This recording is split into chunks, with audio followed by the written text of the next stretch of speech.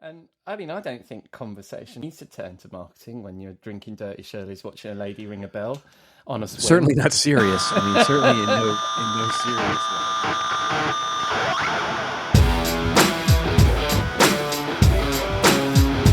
Hello and welcome to episode 172, the Rockstar CMO effing marketing podcast. It's Saturday, the 24th of June. I hope you've had a great week and you are well and staying as sane as you feel you need to be. I'm your host, Ian Truscott. I'm no rockstar, but with this podcast, I want to share the marketing street knowledge that I've picked up on my journey from sysadmin to CMO with the help of some true rockstars, my guests and chums, who I hope will inspire the marketing rockstar in you. You can find links to me, the guests, and all the things we talk about in the show notes on rockstarcmo.com, along with our street knowledge blog, newsletter, and all of our previous episodes. This week in the Marketing Studio, Jeff Clark shares how to create your ideal customer profile. I go backstage with Tim Ringel, Global CEO of Meet the People, and I wind down the week with my chum, Robert Rose, in the Rockstar CMO virtual bar for a cocktail and a marketing food. But first, we need to pay the bar tab. I'll be back in a moment. We'll be right back. We'll be right back. You may know you're listening to this show along the Marketing Podcast Network, but did you know there are other great shows on MPN to help your business? Christy Heiler hosts a fantastic podcast called Own It. Christy, tell us more about the show. Own It is all about celebrating women and non-binary advertising agency owners. We talk about buying out of the Boys Club of Advertising because less than 1% of ad agencies are owned by women. And where can people subscribe? You can find the podcast at untilyouownit.com. We're also on the Marketing Podcast Network at marketingpodcast.net. And of course, you can subscribe wherever you get your podcasts. You heard her. Go subscribe.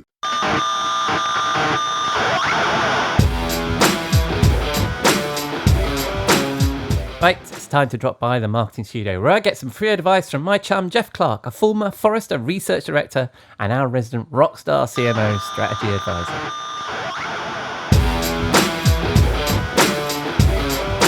Welcome, Ian, to the studio.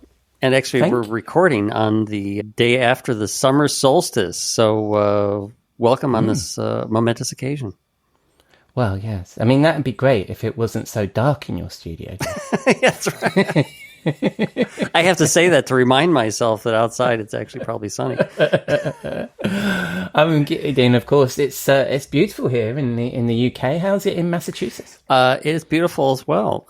Yes. You know, sunny, not too warm, not too dry, not too wet. It's close to perfect, but I probably shouldn't say that because then something will happen, like a big thunderstorm. Well, also it'd ruin this stage of the show, wouldn't it? Where we've got nothing to complain about. But yeah, okay. So that's the weather as normal for the regular listener. We cover the weather in both of our locations, but this week we're going to talk about ICP, one of the wonderful acronyms we're always tossing around on this show, Jeff. Back in episode 155, so not that long ago, we discussed the idea of using an ideal customer profile, or ICP, to define our target markets. And I know that you've got a plan for how we might operationalize it. Exactly. See? And I even did an operationalize with a Z. Did you hear that? That's right. And for some reason, the show notes, because usually the show notes are in British English, and it for some reason allowed me to put the Z in. Yeah. Well, that's the wonderful thing about Google Docs. See, I see it misspelt, and you see it spelt correctly. So there you go. Ah, wow. And then let's not get into the conversation we just had about aluminum. Aluminium? Aluminium, yes. Anyway, so operationalizing your ICP, or ideal customer profile. What say you, Jeff? Well, let's first take a step back and kind of remind people what the three-letter acronym is all about. And it's about honing down your universe of accounts from, what some people call, we'll use the other three-letter acronyms, total addressable market, or TAM, or total serviceable market, TSM, down to something that you can quickly assess whether accounts are going to be worth you going after. And we often talk about market research and how important it is. And the thing is that it's really important to know that this is not an academic, nice to do exercise. This is really about defining what accounts are going to work well for sales so they can do good account planning. It's about developing content for the right niche of the market.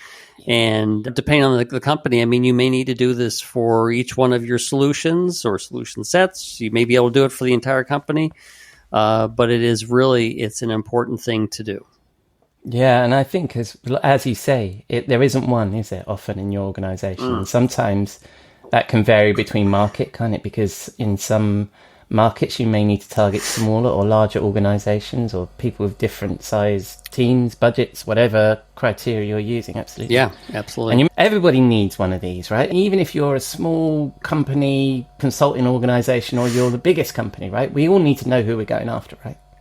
Absolutely. Like for a one-man operation, you're in consulting or something like that, it's incredibly important because like you could spend all day knocking on every door in the neighborhood and you're just wasting your time. And then if you're in a large organization where, wasting time, it's not just your problem.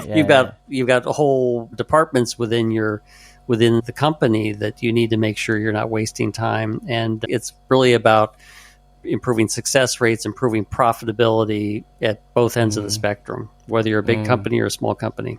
Yeah, I also think it helps you identify who you are and who your tribe, right? Yeah. If you're thinking about who it is you want to appeal to as an organization, it kind of defines who you are, the kind of work you want to do, or the kind of products you need to put into the market and how you do that, right? It really defines not just them, but it kind of defines you as well, doesn't it? And who you want to work with. Yeah, because we often talk about understanding what the client needs are, and so design the ideal customer profile, and then you'd say, oh my gosh, there are other needs that they have that relate to what I provide, and so it helps you, certainly as you grow, it helps you build what your offering set should be. Yeah. So, but I can imagine a bit like when we've discussed personas, and hopefully we'll come back to personas on another show, simply because I'm writing a blog post at the moment. But that might be next week. Yeah, and I think it's also then important, isn't it, like personas, that we have the right elements of what we track against our ICP. Yep. So what are the elephants? What are the elements? Let's talk about the elephant in the room, which is the elements of an ICP. What are the elements of an ICP? So they can vary depending on your company and what you're offering, but some basic ones are firmographic data. So, how do you describe an organization, industry, size, et cetera? Pain points and organizational needs; those are kind of one element together. And as you understand certain pain points, that might winnow out certain companies from that firmographic cut. Environmental factors. So, what are things that are imposing themselves on a particular organization that may change, whether they're in your ideal customer profile or out of your ideal customer profile? And we'll get into some examples about that. And then purchasing behavior. So, are decisions made by committees? Are they made by small groups? Are they made by an individual? Are they colossal cross-company collaborations? Understanding, how companies are making their decisions may be incredibly important to your profile, because if you don't have the ability to go through like long sales cycles, then their whole set of companies, you're just going to say, they're not in my my ICP. Well, to work with them. And some industries are really gated. So for example, some government work you can't do unless you've got certain accreditations. Other companies need certain levels of insurance or ISO or standards, certifications, and there may be some other items like budget or whatever. It will probably touch a little bit on the whole BANT concept. Do they have budget, authority, need, time frame? So those could be part of the ICP, but I think those four elements I mentioned at the top are probably the key things to build upon. Yeah, I agree with you, because I'm actually going through this at the moment. How does one qualify an opportunity or an MQL? And what the thing that marketing needs to focus on is the data that we as marketers can ascertain without having a conversation with the opportunity, right? So absolutely, I agree with you. If you ask sales, what's the ICP? Well, it's somebody with a budget and a pulse, right? And a pulse. But we in marketing won't know somebody's budget or any of those things, but we will know some of the things that will be an indicator of the fact they're an organization that's sufficiently sized that they are likely to have a budget, right? Exactly. Is that making sense? Yeah, good. It makes perfect sense. All right. So now we get to the meat of it, the rubber hitting the road. How can we put an ICP into practice? How do we actually build this out? I think the best way is to create a scorecard so that you can take the elements you're collecting information upon for each of those elements and go through accounts. You can start to say, what scores as no fit, so 0, what scores as a workable fit, so we're going to put them on the middle of the scorecard there, or what's complete fit. Some way that you can put accounts somehow in the middle, and then who's actually going to be closer to ideal, and then who's going to be people that we want to totally avoid. Just quickly on that. So Sure.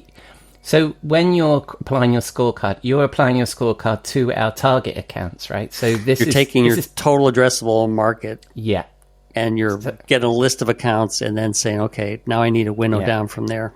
So this is part of your account-based marketing, you and I don't really believe in account-based marketing because we believe it's just marketing, B2B marketing, right? But this is what would be normally considered ABM, right? So you've got your list of your accounts and you're scoring against each of those accounts. Yep. It's cool. All right. So, carry on. So I was thinking of an example like managed IT services where, certainly I've been familiar with as of late. And so if you're selling a managed IT services solution, you think, well, who, from a firmographic perspective, who's going to fit into that? And that's small, medium enterprises, types of businesses that have limited IT staff or they can't afford a leader in IT. A lot of them tend to be, professional practices, schools, maybe small government jurisdictions where, budget or staffing or something is limiting in the ability to have that IT staff. And the buyer is going to be a business person, business owner, chartered with, it's like, you go solve this problem because we need it. But it's like, when you think about a first cut, this is kind of the easiest thing to take, a long list in your total addressable market. They're, complete fits. There's certain industries that don't, they're not fits. The next thing, when you get into like pain points and organizational needs, certainly one of the experiences we've had with a company that I work with is, cybersecurity. So what types of organizations have been particularly prone to cybersecurity challenges? And that may be able to help you take another cut on that initial list. And then as we kind of move down to purchasing behavior, you're looking for someone where the owner is the decision maker, where they might have short buying cycles because they're making a lot of their decisions on crises, like something broke. we didn't have a backup. What happened? We had hacked. We don't have a plan. And then environmental factors, where you're looking at they in a highly competitive market where they have pressure on staffing, so they don't have those large IT staffs. Right. So for each of these, the firmographic data, the pain points, purchasing behavior, environmental factors, you can start scoring and saying these accounts fit or these accounts do not fit. Right. So you were applying the model to a managed IT services fictitious company, and you were looking at the firmographic data. So you were looking at the pain points and then how they purchase, and then the environmental factors that are common across that industry. So, okay, so I get that. So we've got those 4 points. And so we do this scoring, and what do we do with that information? Well, it is a culling process. You want to make sure that there's a lot of this work happens before you actually get into engaging the account. So you're continually, trying to winnow down that broad total addressable market list. And as I said earlier, the first cut, with firmographic information, somebody in their office could go through and do this process. Yeah. The second cut, where we go through the industry research and purchasing behavior, or the environmental factors, those are things that really you need to do research on. You need to take that additional step to say, well, okay, let's look at what types of companies or what industries are having particular issues that will make them fit for right now into our ICP. Yeah. And that last cut about needs and pain points, that's a tougher one to do from a research perspective. And I think that's where you're looking at how your funnel is operating. So as you put messages out about the needs that you can solve, who's responding to that? So what's coming into the top end of your funnel? Yeah. And then you obviously will be able to get a better sense of that as you get down to actually trying to qualify them. So your business development, your SDR team, are they asking the questions that help identify, do they have the budget? Do they have the authority, need? And so this last element is one, I think, where you really need to be engaged, whether it's digitally or in person with the account. And this is one of the things where I think as you create a list from your ICP, is like you want to think of this as a living document, because you may feed information back that says, no, these types of accounts do not work. They do not fit into our ICP. Or we need to broaden our definition or narrow our definition of what the ICP is to make sure we're engaging the right accounts. Yeah. Well, I mean, you've got a detailed model there. And I think that if most companies just looked at firmographic data and some of those high-level pain points, that would be incredibly helpful to get them going, wouldn't it? Because we do have a tendency in sales and marketing to want to go after everything. And if you try and be everything to everybody, you're nothing to nobody, or whatever the right expression is, right? So this helps you get that focus, doesn't it? Even if you're doing it at that high level. But one of the things I was thinking, one of the big data points here would be your own CRM, right? Because what sometimes happens with these processes with personas and ICPs is they end up being aspirational unless you hook it right back to, well, what do our actual customers look like? Absolutely. And then, so I think that stuff where you're talking about need and pay point, you should have a lot of that data already within your business, shouldn't you, through your CRM and your account management folks? Absolutely. That's an excellent point, is that for most businesses, you've got history that you can actually pull information to say, where did we have good sales cycles? Where did we not? If we've got, win-loss analysis, there's all those, a lot of these are the research tools, plus the information within your own systems that can help you develop what the ICP should be. I've had a number of different experiences with this. One was where I worked at a company where they had a market development analytics team. So they had a couple people that just went through account information, did research, and it's like sales could only work on the list of accounts, and they did the scoring. Sales could only work on the list that came out of that team. That process. Yeah. Other times I was at a company where basically we left it to sales. We only want you to focus on 300 accounts. You tell me which 300, and of course, every quarter it would be kind of a different 300 because they hadn't quite gotten the process down right. They were, and every quarter they had bad habits. And every quarter they want the hot leads from this different set of accounts when you've been nurturing the previous set of accounts. I think this culling process is important. I like that, and I like the idea of not only culling where you put your sales focus, but also your marketing and content and messaging focus, and really using it as a way of identifying who the hell are we really. I mean, especially if you look in your CRM and say, well, it seems to be these are the kind of people that like us, right? So let's lean into that. Right? So cool.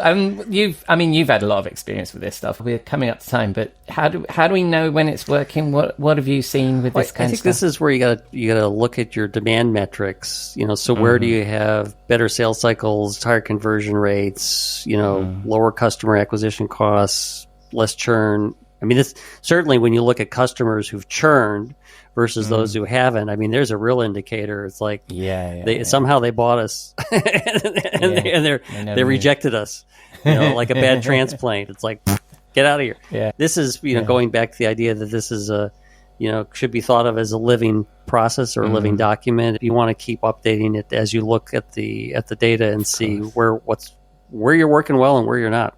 Yeah, and that's always the way when we talk about these models, isn't it? Is it tends to be that somebody new or somebody comes up with an idea, they have a fresh flush of this stuff, and we go through and we do personas and ICP and all that. It gets put in a virtual drawer somewhere, nobody ever looks at it again, and off you go until in 2 years' time somebody else comes back and reinvents the wheel, right? Yeah, so, absolutely. Yeah, that's a bad practice, not a best practice. I like it. Well, thank you very much, Steph. So that tells us all about the ICP and the sorts of things we need to look at when we're identifying ICP. So the third thing in our agenda, we've done the weather, we've done the topic, is what song are we going to play out with this week? We're going to play out with Dave Matthews in his current tour. 2023 is revived a live version of an old Beatles, I would say, deep cut called I Want You. So it's all about understanding who you want to have that passionate connection to, and defining that ahead of time. Mm-hmm. Well, I mean, as we discussed, I know that it should be part of my citizenship that I'm supposed to love the Beatles, but I can't really.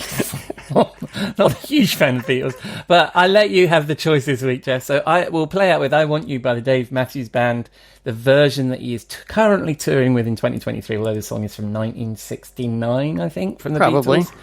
Yes, so we'll play out with that. And most importantly, and I don't know whether I'm going to let you near the gramophone next week, but where will you be in the studio next week, Jeff? I will be, but if you have a gramophone, I'm not letting you in. I'm kidding. All right, buddy, I'll see you then. See ya.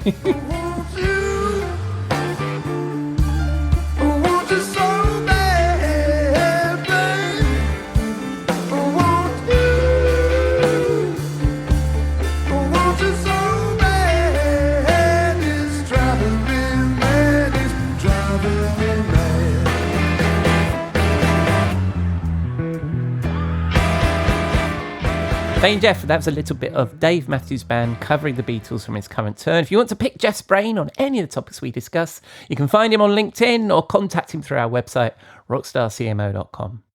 Right, time to go backstage with my guest. Tim Ringel is definitely a marketing rock star. He's a serial entrepreneur with the passion and drive to push past the status quo. This desire to make things work the way they're supposed to has led him to the role of global CEO of next generation international advertising group, Meet the People. Tim is a seasoned global CEO, a builder of multiple international agency groups, having previously built an agency to more than 3,000 staff with 68 offices around the globe. He's run world-renowned Spring Studios and Reprise Digital, IPG Media Brands Digital Global Agency Network. He's been a speaker at over 250 industry events, including talks at the United Nations, Cannes Lions, Google and Facebook. And he's an active supporter of entrepreneurial associations and charities. And now he's on Rockstar CMO FM. I really hope you enjoy this conversation. Hi, Tim. Welcome to Rockstar CMO FM. How are you? I'm good. Thank you for having me. I'm excited to be here. Hey, it's great to meet you.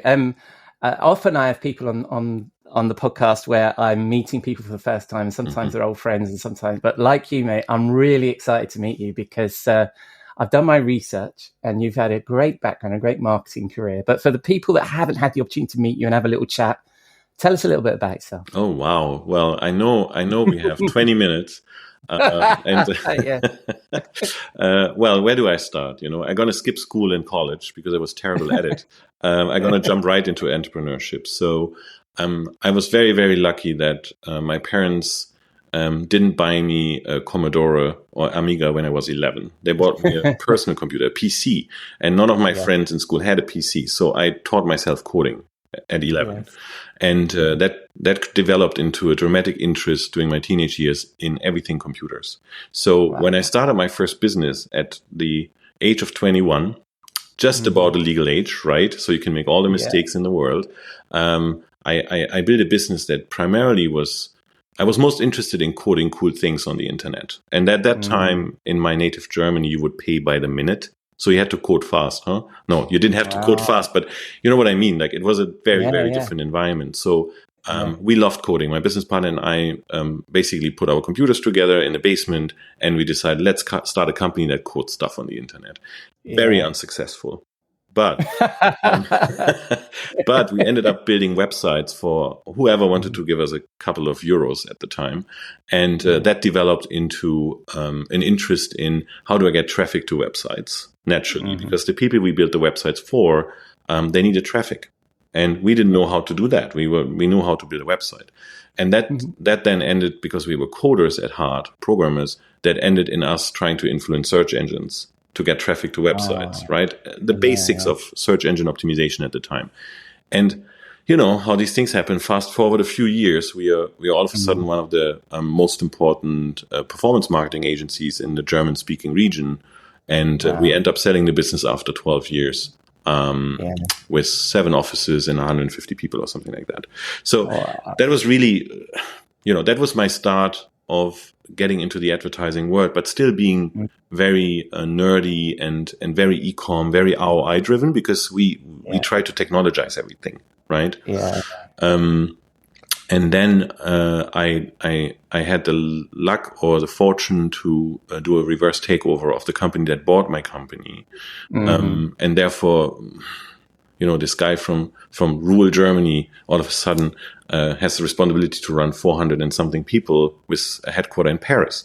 And everybody who listens to this podcast who's not from Europe, just saying, let's say European countries, we all love each other, but we really don't often,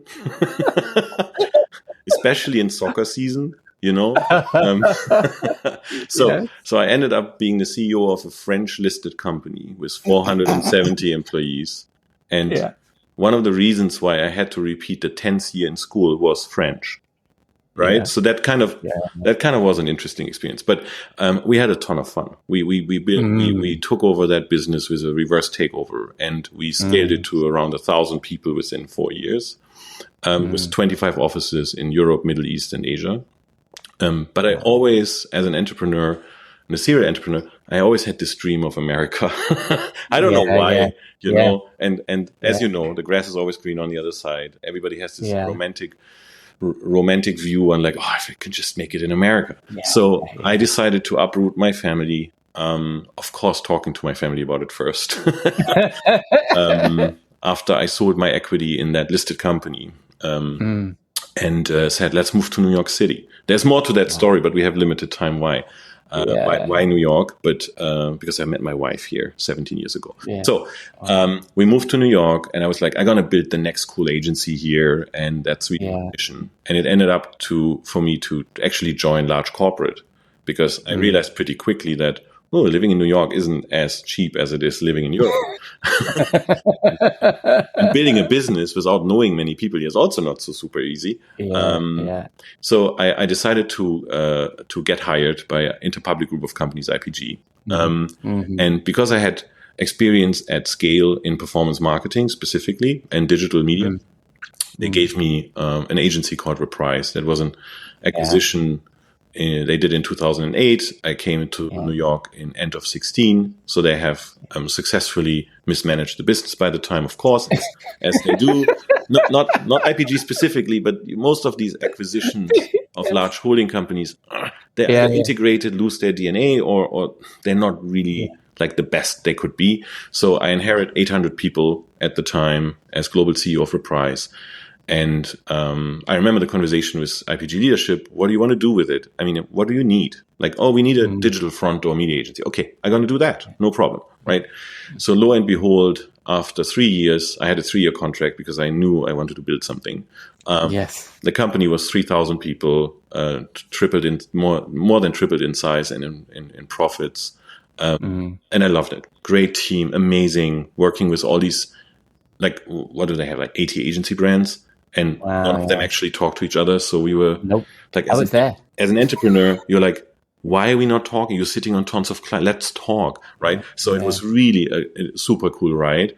The problem for me was more my heart and my soul. It became political. And then eventually I'm like, why am I doing this again? Oh, wait, I wanted to build something, right? So this is how I then left IPG and bought into a company called Spring Studios. Spring Studios is, for whoever doesn't know the company, is a 300 people creative experiential agency out of London, New York, Milan, and Los Angeles.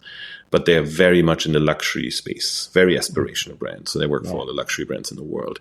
And they're primarily creative. So I did that because I learned in IPG that if you can be as good as you want to be in media, but you're not going to really differentiate anymore, because everybody with a credit card and half a brain, and I'm making this sound easier than it is, and can buy ads on Google today, right? Oh, most for of it is sure. machine learning, most of it is automated. You have to be really good to make a real difference if you have a very educated client.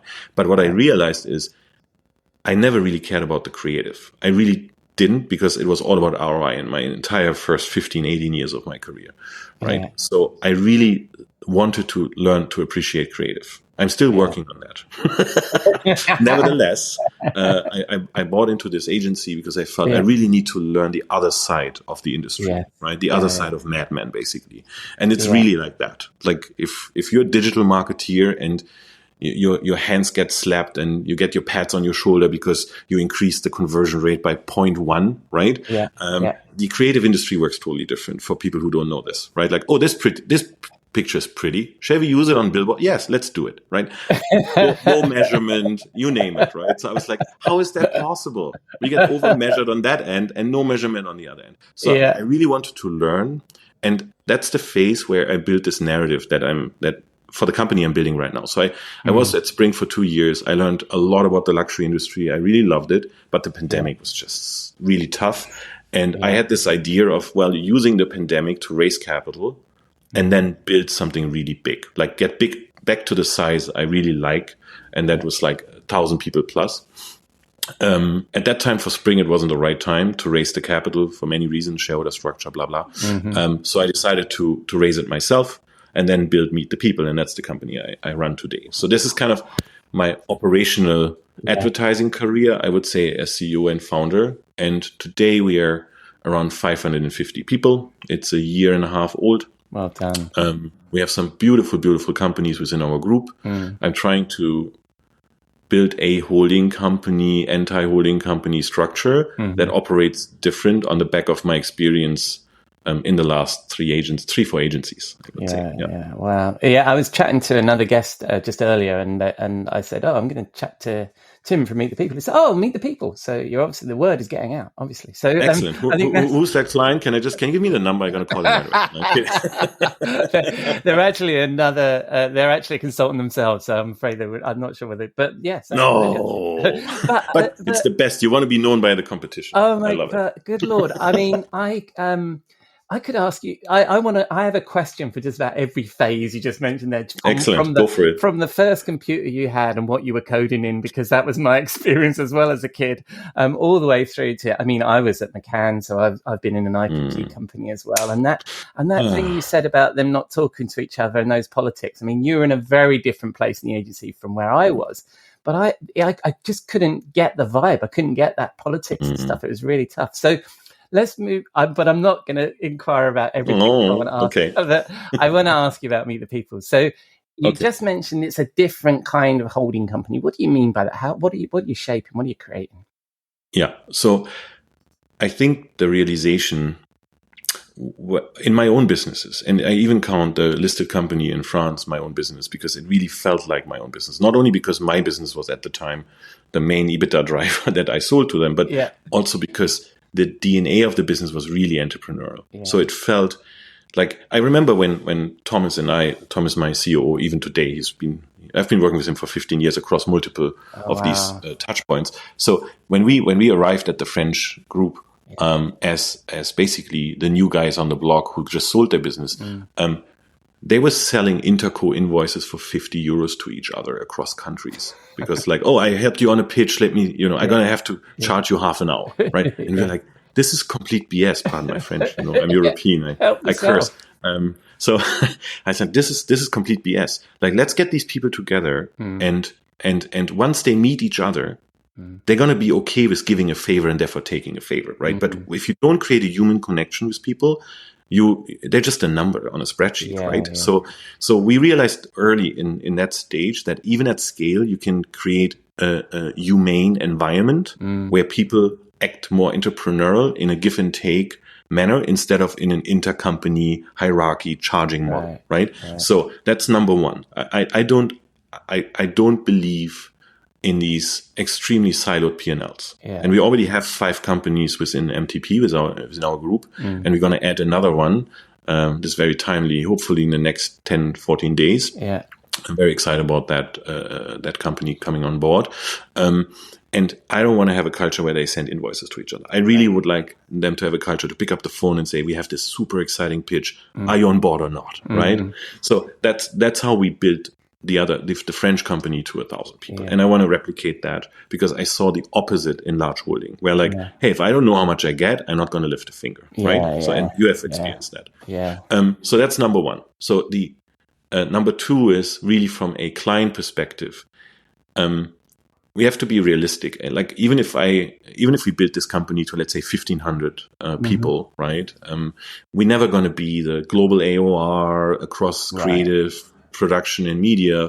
I'm just making an example for Pepsi. I'm just making it up, right? Why? Because you need global scale. You need to have 20,000 people and blah, blah. So, but what we're going to be is we're going to be a specialist for them. We can be the speedboat, the agile, quick solution provider. So that's why, and at the same time, that's what these clients want. They want like their big agency holdings to, do the upfront negotiations for $1 billion on TV spend. Be my guest, I'm never going to touch that anyways. But they need the agile solution providers that are specialists. At the same time, the most ignored client cluster on this planet really is the mid-sized companies, the companies that in the United States, and I was shocked when I learned this coming here from a small country in Europe, the companies that are $500 million to $3 billion of revenue themselves and who maybe have 20 million to spare a year or 50 million to spare, for the longest time, the holding companies would completely ignore them. Absolutely. Right? Yeah. So, but they don't need specialists. They need generalists. But with integrated specialists. So we really have two reasons to exist. And that's what informs this group I'm creating.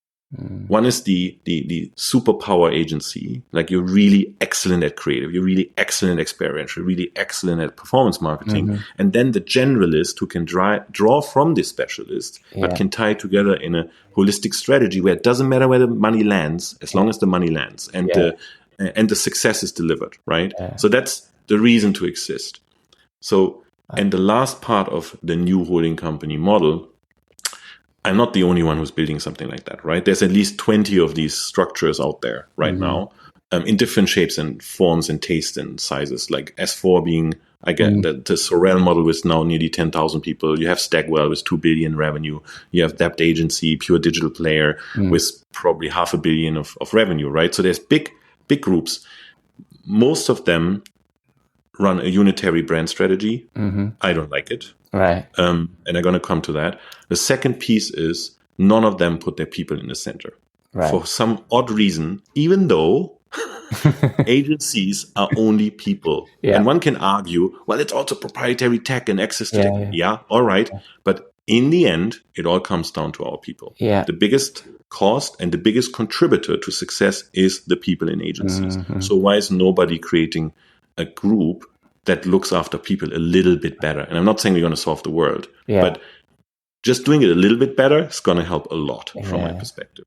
So that's in a nutshell. Yeah, I love that. And when I was at McCann, you had agencies competing with agencies. Let alone, a cross sell would be amazing. It was more competition back in those days. So I think it's interesting what you're building there. And also, and the thing is that there was always a passion for the big brands and for the awards and all that stuff. And it wasn't about either the people in the agency or even really of the client in some cases, right? It was about, that's right. It was about these other things. So I think and I also think that putting the people at the center is kind of indicative of the times we live in today, right? So I imagine that founding and creating your own agency today and bringing these creatives on board is a very different labor market to what you were in when you did it the first time around, right? Is there a sense of that as well?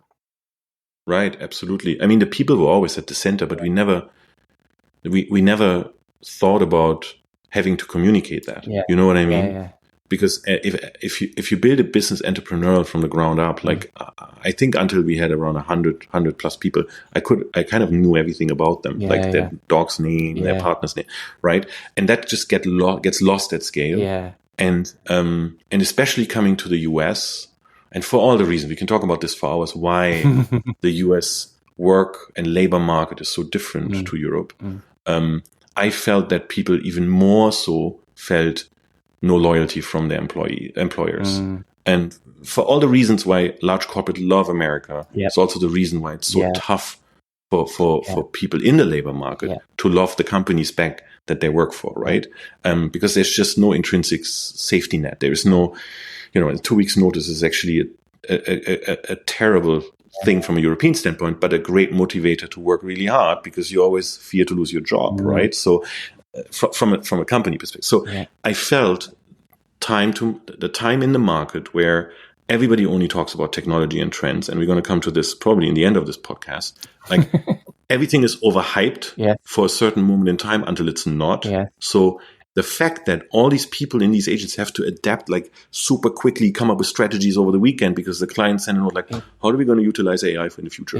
I need something for the board meeting tomorrow, right? Like this is not an easy answer, but this industry has a tendency to run after tech trends or shiny objects, and they forget about what actually makes the difference. And that is the creative you need to be successful in differentiating yourself from your competition. It's not going to dramatically change because we use another piece of tech. Right? Because you still need a thinker who can make sense of it and come up with a brilliant idea why this is cooler than the other. And AI might be able to help, or NFTs might be able for you to monetize it differently in the future, right? But it doesn't fundamentally change that you need a person to come up with that idea, right? It changes a lot of the heavy lift and execution. But it doesn't necessarily change the fact that you need a brain and experience and life and walk the streets and be inspired to come up with a brilliant idea, right? Anyways, so that's why I felt it was so timely to put the people back in the center. We put it in the name.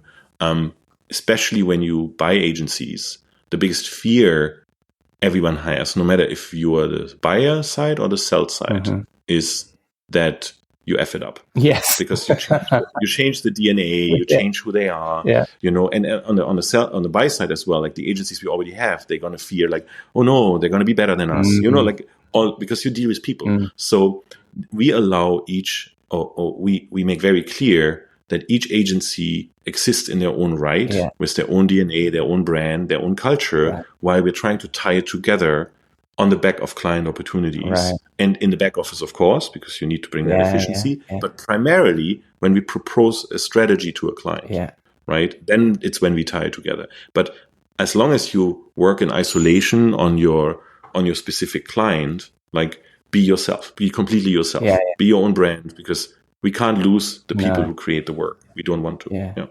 God, that's fascinating. I love that. And I also like the fact that you're creating a common experience from a customer perspective whilst keeping that differentiation. And of course, I'm a CMO of a highly acquisitive software company, and we buy a lot of organizations, and there is a lot of that overlap and duplication of operations. So I can see from your side, if you can standardize on that, then you take a lot of the cost out of the engagement, right?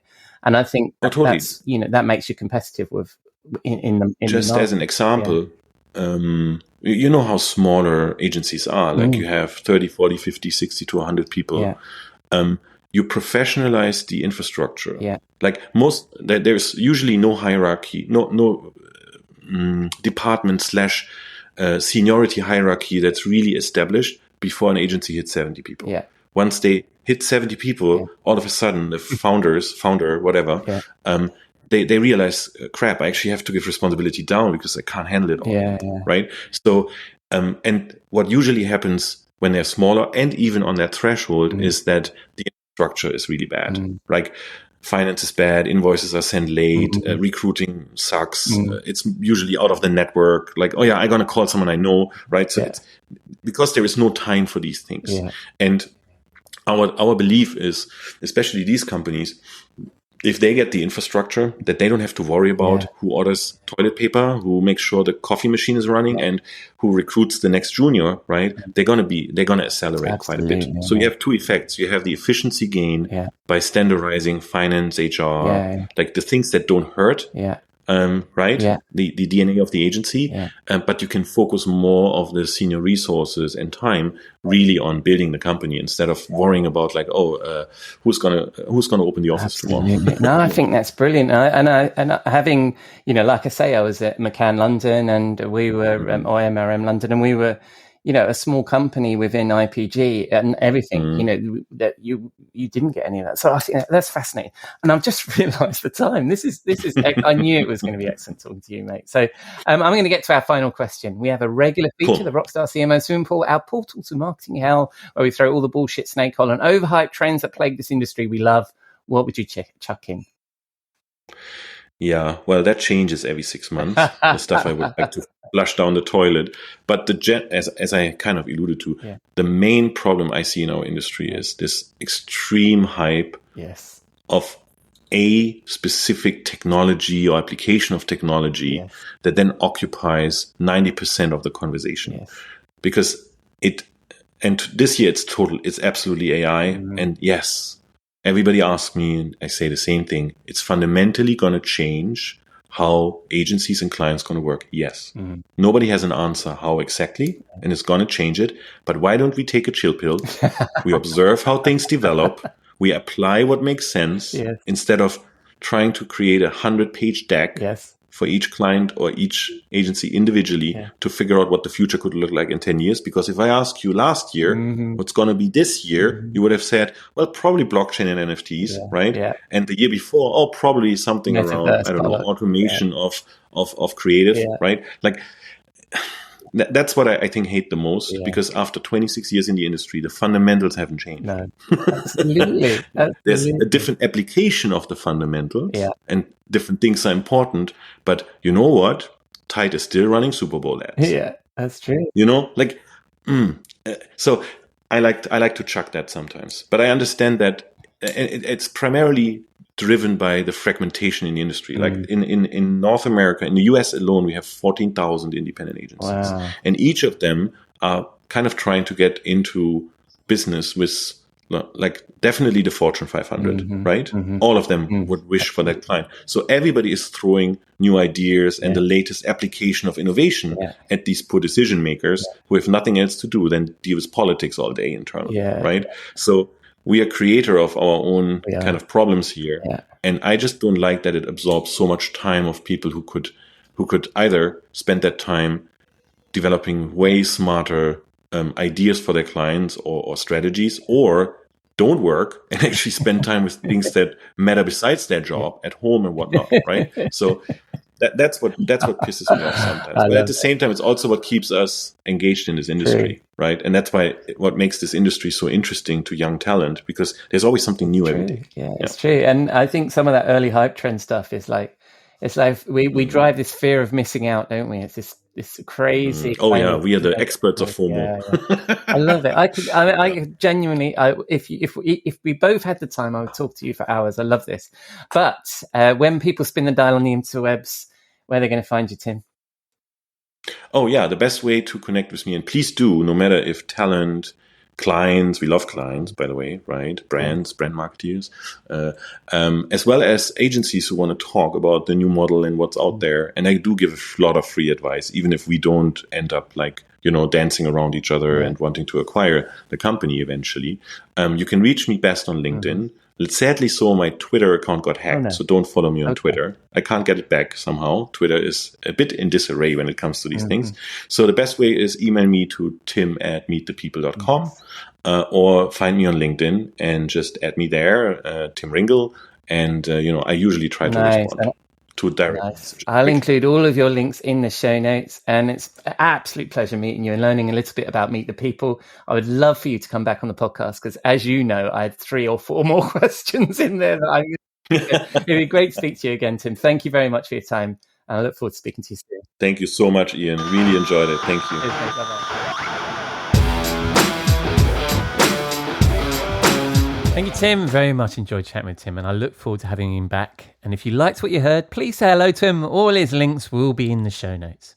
Right, it's that time of the week to wind down in the Rockstar CMO virtual bar and join my friend and content marketing guru Robert Rose, chief troublemaker at the Content Advisory, for a cocktail and a marketing thought.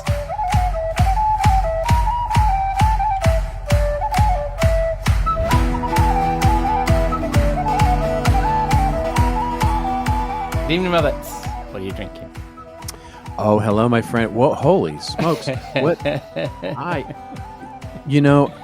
I've seen you make the place a Renaissance fair before, but you've really turned this into a whole medieval folk music festival here. Yeah. Yeah, it is. There's medieval folk rock going on here. You've got medieval classic music happening. There's sword fighting happening over there. It's regular Game of Thrones in here. It is. We're trying to hark back to the craziness of Game of Thrones, and everybody's really into that. So absolutely, that's our thing that we're doing right now. Is medieval meets Game of Thrones. It's so very English. It's English, right? So it's jousting and all that sort of thing. Yes. Right. Oh, yes. Yeah. Astounding. Yes. We're. I can't think of a good reason why we're doing it because I've been put on the spot there for a moment. But yes, it seems appropriate for the summer to be harking back to medieval times. Who doesn't? I'm a big fan. I really like it. Yeah. The folk rock music is particularly great. All right. You're mixing genres. Yes, there. well, let all of that folk rock, medieval rock and all that stuff to die down a bit. And maybe if I can segue us and move us into a quieter area of the bar.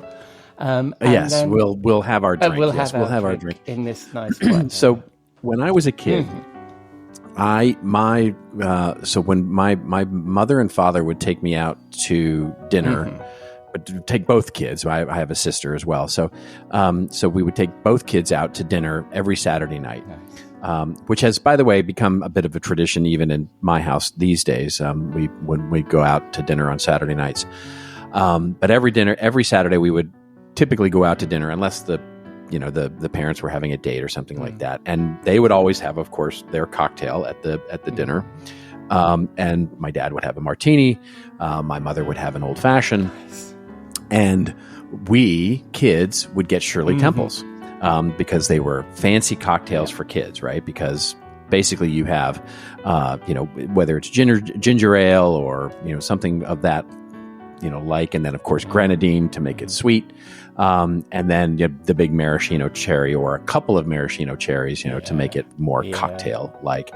And so I thought it would be fun last Saturday, and we made what we're calling dirty Shirleys, which were sort of the adult version of Shirley Temples, which is as, it's as, well, here in the States, we'd call that redneck. It's about as redneck as it gets. Which is basically ginger ale, or, you can use, obviously, sparkling water if you don't love the taste of ginger ale. But, ginger ale is the classic. And then, of course, you add in, a shot of vodka or two.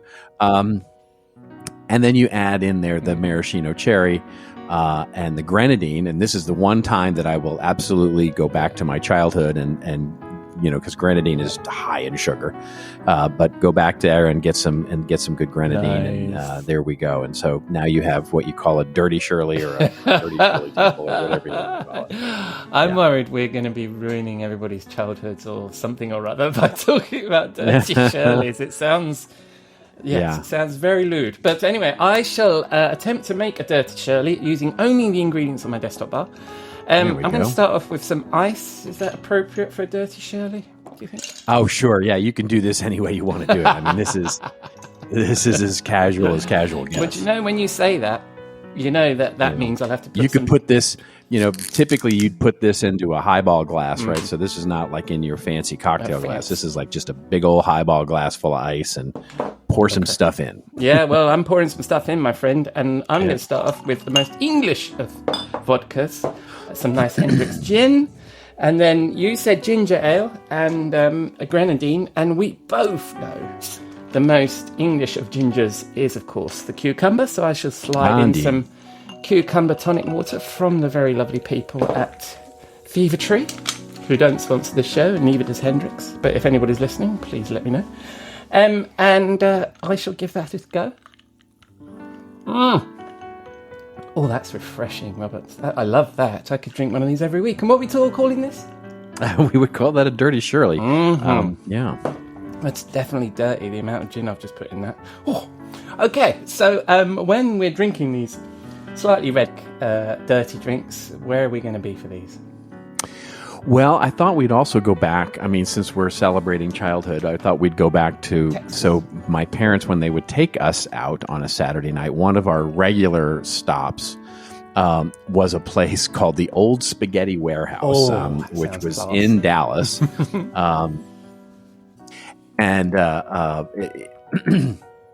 Basically, it was this, to call it a fancy place would be really not good, not accurate. It was as chain as it gets. It's now closed, unfortunately. It basically the Old Spaghetti Warehouse. But the key that they had there, which was the thing that would make us all, the kids, giddy, is it was sort of built around this old theater sort of vibe. So there's lots of red velvet curtains and, big chandeliers and, sort of very much felt like an internal, like a 1920s theater kind of thing. And you would get spaghetti and pasta and all those sorts of things. And they had, giant bowls of spaghetti and all that stuff. But the key was that on stage, they would have this woman who would every 20 minutes or every half hour would come up and she would swing. And it was a giant swing on the stage. And she would swing higher and higher and higher until she could kick. There was a bell on the ceiling of the theater. And she would swing high enough to be able to kick that bell and ring the bell. And of course, everybody would clap, and then she rang the bell, and there would be a little bit of a special on drinks and food when she would ring the bell. And of course, you would go on about your merry way. And it was very entertaining as a child. So we're gonna pretend that the Spaghetti Warehouse is still there, and that it's still open, and we'll go there and watch the lady kick the bell and have some dirty Shirleys. Oh, I love it. And yes.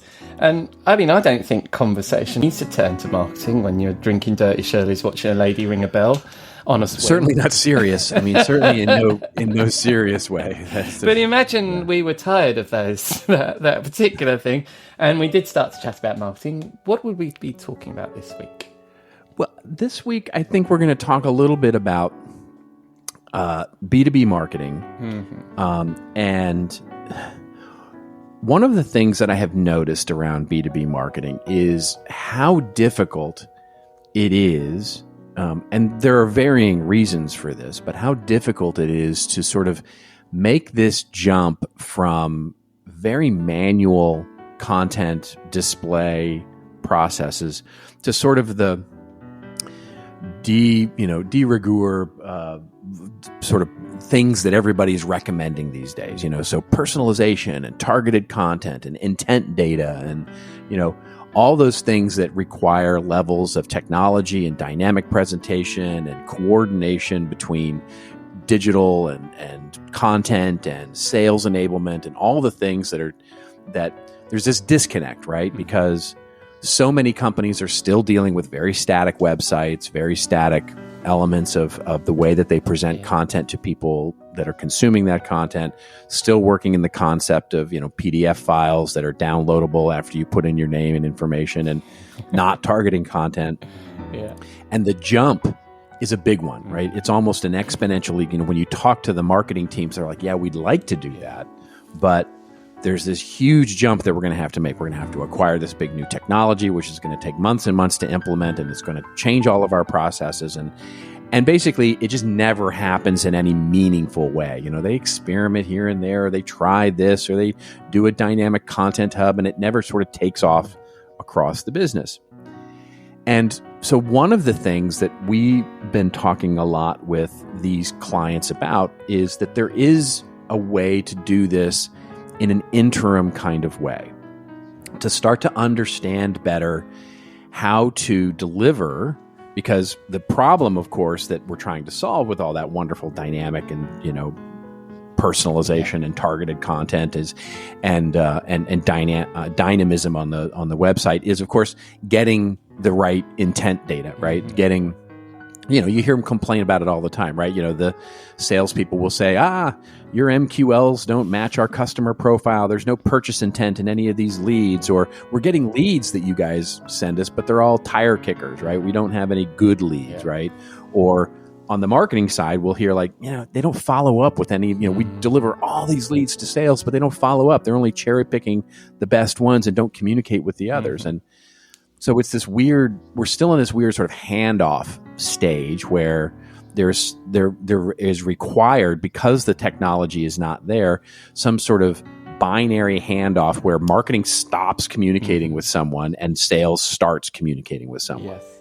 And that handoff is very difficult to understand, like which ones, because we don't have the technology or data to understand the quality. So it's kind of an all or nothing situation. And so the question becomes, how do you understand that intention in the moment? And one of the things that we've been doing is sort of saying, hey, there is sort of a manual way to think about this if you can just change be a little more clever around the way you create content. And so what we've been recommending is sort of like looking at this as through a bit of a different lens, right? So the first part is, of course, personas. You have to understand, what great looks like, what qualified looks like, with a persona. And then you have to map that, of course, to a journey. Like you have to understand that to begin with, right? In other words, if I'm going to even manually hand it off, I have to understand what it is I'm manually handing off and what they manually want, right? So it's not that it excuses you from the work of the research and understanding your customer and understanding where the appropriate place for sales to begin a conversation and marketing to either back off of the conversation or to change the nature of the conversation. You still have to know that. And you have to map it to not only the customer's journey, but you have to also map it into sales, where they're looking at things like, lead, opportunity, qualified, and all of those kinds of things, so that they understand the translation between those two things. So the third piece, which is that manual piece, is just being more clever around the way that we bucket our content.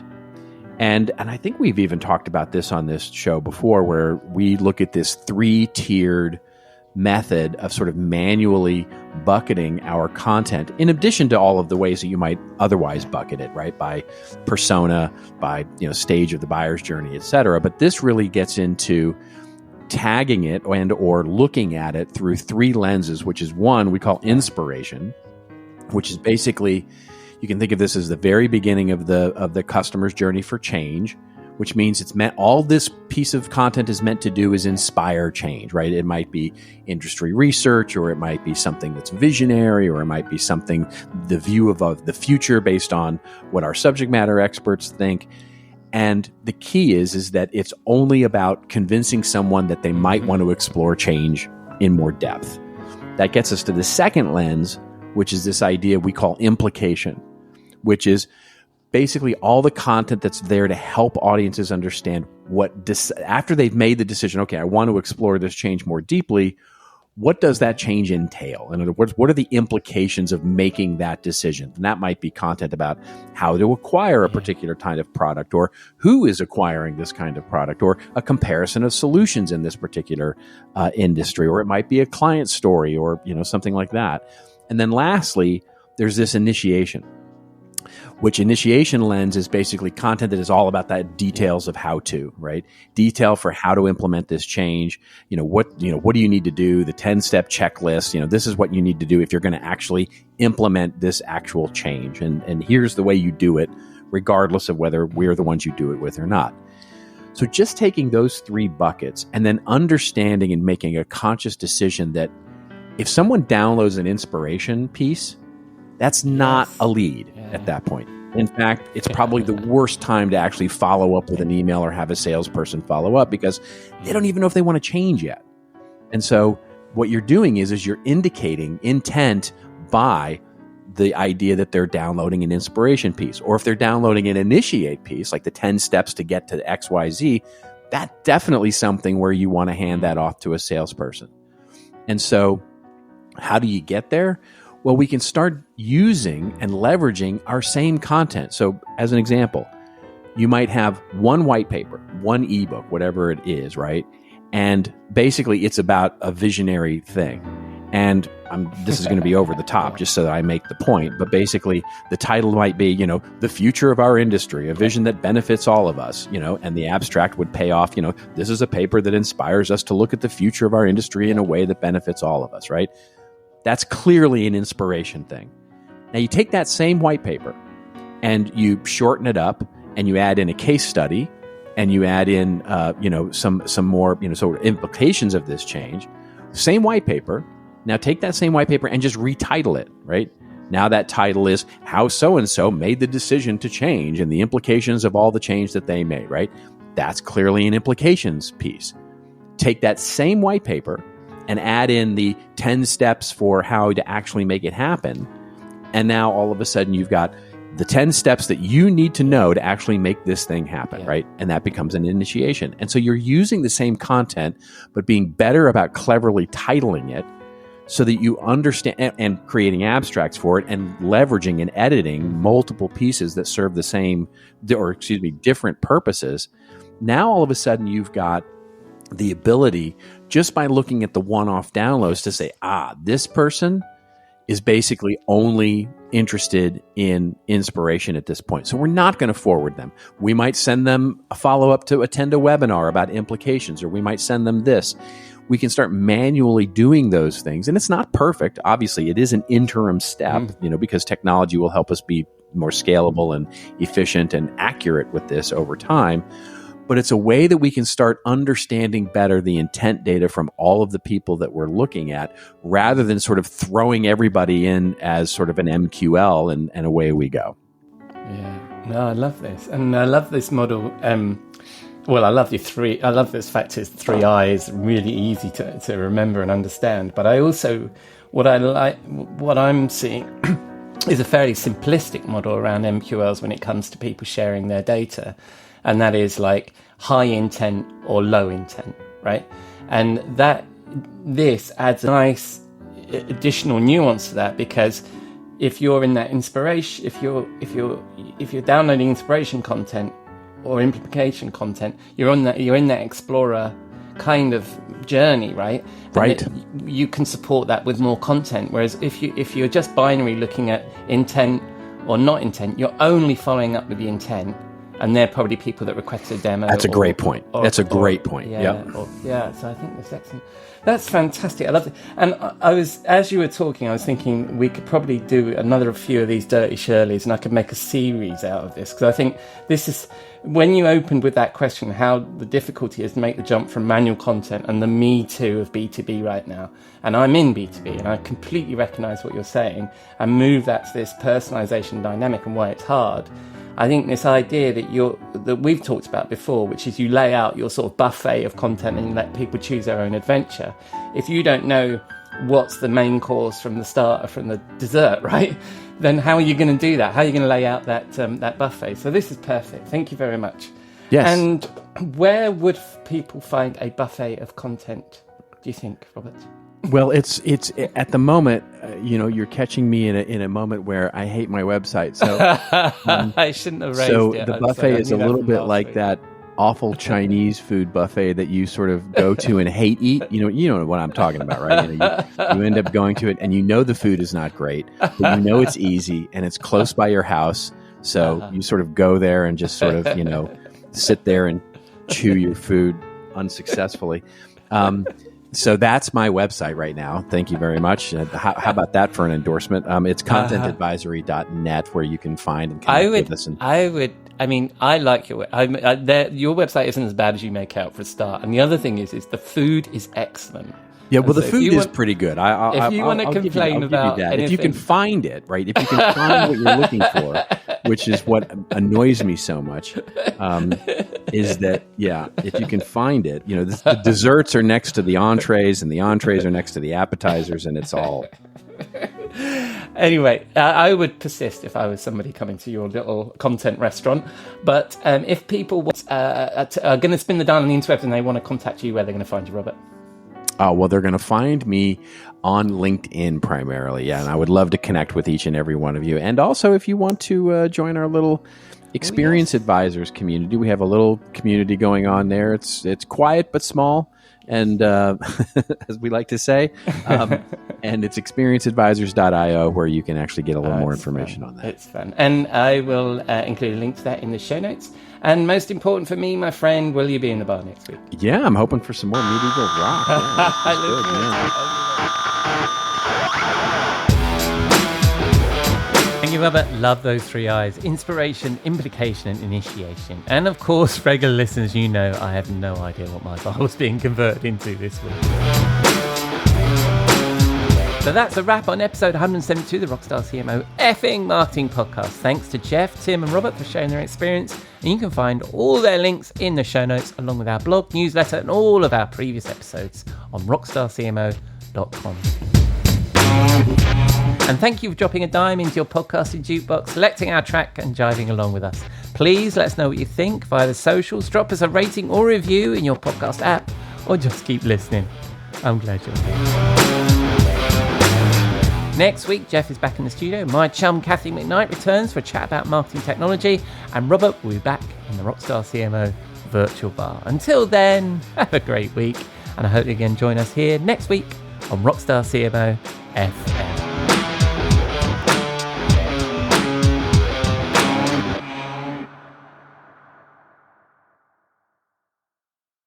This podcast is heard along the Marketing Podcast Network. For more great marketing podcasts, visit marketingpodcasts.net.